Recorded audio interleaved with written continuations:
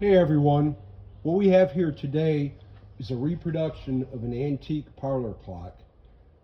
I've had the clock, I don't know how many years, it's been out in the shop, never paid much attention to it. I thought I'd pull it out, clean it up, maybe put on the video on it up. So I got looking at it, my first sign that it should have been a reproduction was the top here, the different colors in the wood grain.